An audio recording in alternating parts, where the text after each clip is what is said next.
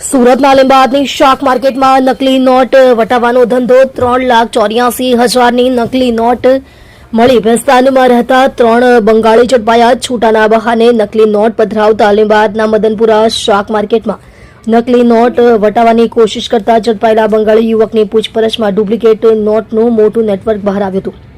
ભેસ્તાનમાં red કરી પોલીસે વધુ 2ની ધરપકડ કરી 3,84,000ના દરની 500ની 769 નકલી નોટ કબજે કરી હતી. લીંબાદ મદનપુરા શાક માર્કેટમાં કાંદા બટાકા વેચતા અનિલ ચૌધરીએ ગત રાત્રે પોલીસ કંટ્રોલ રૂમમાં ફોન કર્યો હતો. તેની પાસે એક વ્યક્તિ 500ના છૂટા માંગવા આવ્યો હતો. આ નોટ નકલી હોવાની શંકા વ્યક્ત કરી હતી.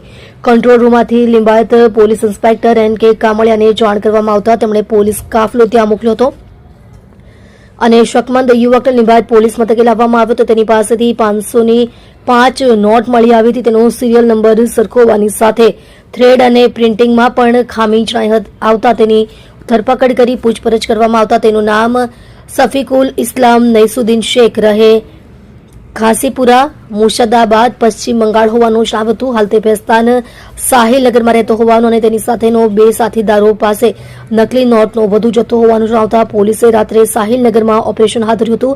સાહિલનગરના એક મકાનમાંથી રાકીબ નાઝુમુદ્દીન શેખ અને તાજમહલ ઉર્ફે મિલન જયમત મંડલને ઝડપી લઈ વધુ 763 નકલી નોટ મળી આવી હતી. 5 લાખ રૂપિયાની નકલી નોટ તેઓ સુરતમાં વટાવવા બંગાળથી લાવ્યા હતા. તેમાંથી તેમણે 1,16,000ની નોટ વટાવી દીધાની પોલીસને શંકા છે.